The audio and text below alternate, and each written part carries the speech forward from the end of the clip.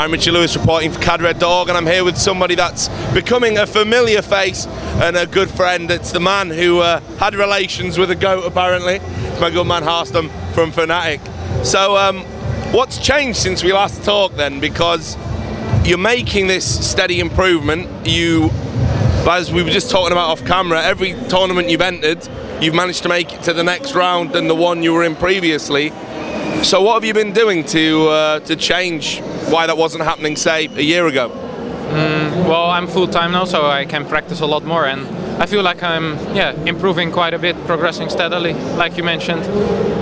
Bucharest was the first tournament where I really felt that I could actually beat anyone there. I lost the TLO 2-1, but in really close series, and if I would have won that, I would have qualified for Winter, but sadly that didn't happen. So now I'll go to DreamHack Winter soon, anyway, to play in the Bring Your Own Computer qualifier.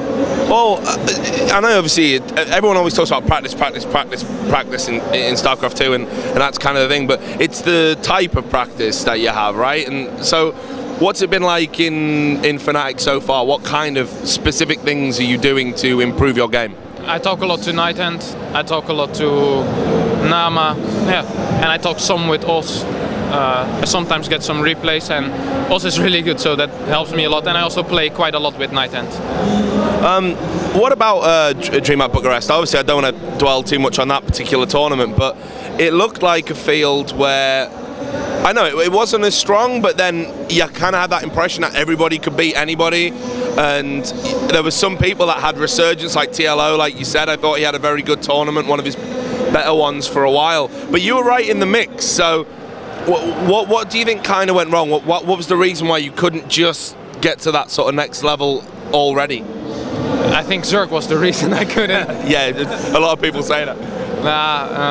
I've been practicing a lot against Zerg lately, and it's going better, but I still feel it's kind of hard, especially in the late game, to beat Zergs. So, yeah. So you're not currently feeling the meta, the kind of where it's at. Everyone seems to have this whole, and we talked about this in previous interviews. Everyone's so kind of focused on how overpowered Zerg are still.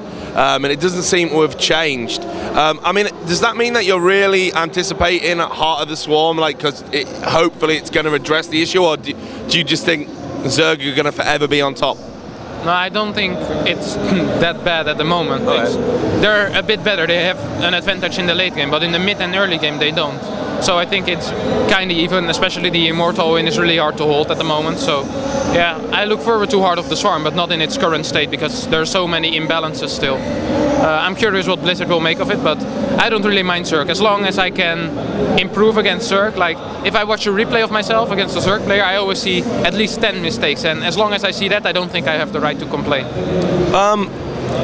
A lot of people have been talking about the death of StarCraft 2. It seems to be a fad at the moment to talk about that, and it seems a bit absurd to me that people are thinking the game's going to somehow like just disappear and whatnot. Now you're quite a new player, and you're having your renaissance period. You know, you've joined a big organization, you've got the support of established players. Things are very good for you right now.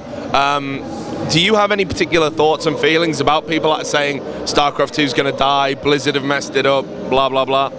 I think Blizzard didn't listen enough to us in the first 2 years of the game, but lately they have been changing everything that we actually asked for the past 2 years. And with the professional HOTS feedback forum, lots of people got invited for that, especially professional players. And yeah, I think that was a step in the right direction. We could give feedback and they would immediately implement it into the game. So I think that's really good. And yeah, I think there's a clan system coming up. The UI changed with the custom games, and yeah, it's getting better. Do you not think it's potentially dangerous when a developer listens only to the top players?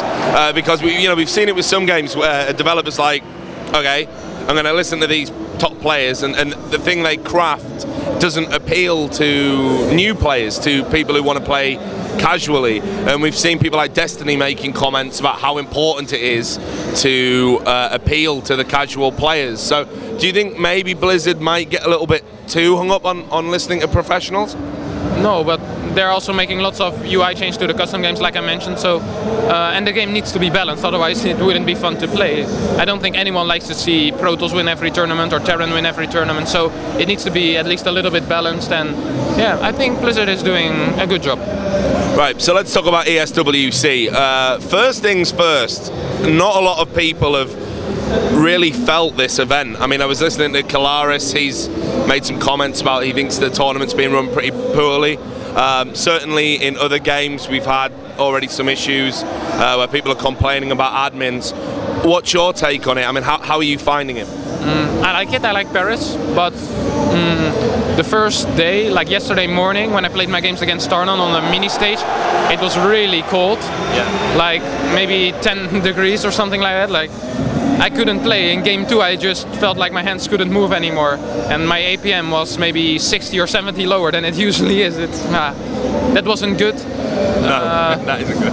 There's no player area, which there should be. There shouldn't be. They don't really need computers there, but just so we can sit, relax, eat something, drink something. Like, it just put a few couches over there or a few chairs. So what are you doing in between games?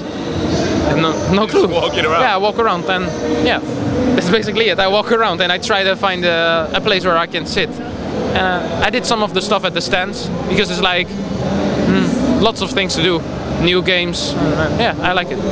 Is it a little bit disappointing then, because it is meant to be the Electronic Sports World Cup, and when players don't have player areas and we're playing in sub-zero temperatures and it is pretty cold in here, I mean, does that not make you a little bit disheartened? Like, you know, maybe it could be bigger, better?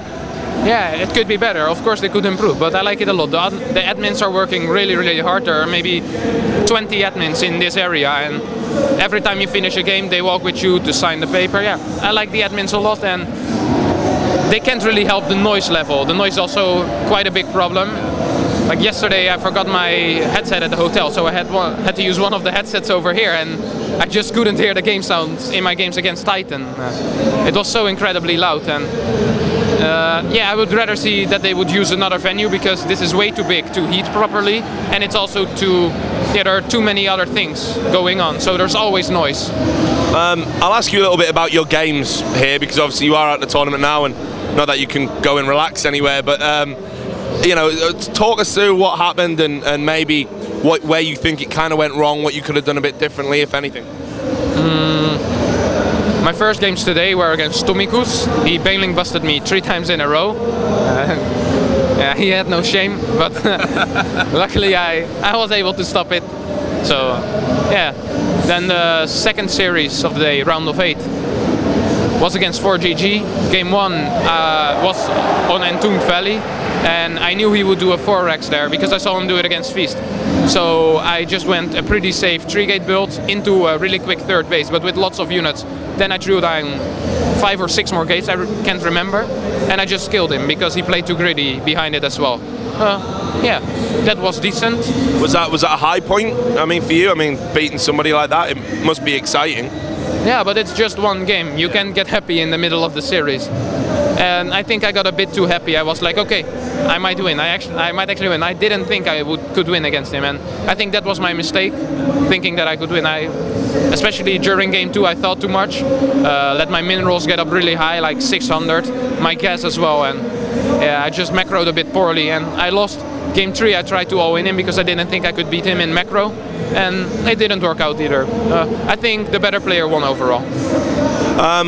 So, who do you think is going to win this tournament here? I made a few comments on my introduction video where it's really about giving Stefano a check again on home soil, but I'm guessing based on what you said about 4GG and people like that, are you feeling him? Yeah, I think 4GG will win this tournament. 4GG looks really solid, or not solid, but like he's really aggressive, and we don't really have that aggressive Terrans in Europe, so I think Stefano practiced a bit in Korea lately.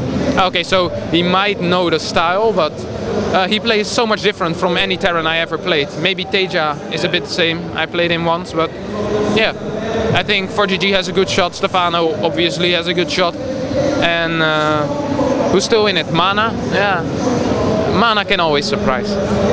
So, just to wrap up the interview, what are you going to be doing next, and And what are the plans? Because obviously the next tournament you play in, you're going to be quarterfinals. So which one's it going to be? DreamHack Winter, I will be quarterfinals there. First I need to win the Bring Your Own Computer, and then I'll go on to the quarterfinals. Actually the semis. Yeah, sorry, yeah, my bad.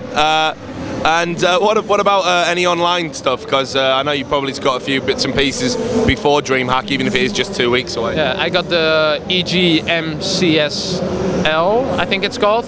It's like so many letters, I know. And yeah, I play in that quite often. I didn't do that well yet, but it's a clan league, so we win most of our games. Tomorrow I play a qualifier for the Millennium House tournament. I play it offline, so it's nice. And yeah, I probably participate in some qualifiers, or like I think there will be some IEM qualifiers soon. I'm not sure actually, but. Well, it's always a pleasure to talk to you, and it's good to see this constant progression. I'm sure big things await you, and I'll see you out at DreamHack for sure. To all the people out there at cadred.org, do stay tuned. We're going to have more interviews like this one from here at ESWC 2012.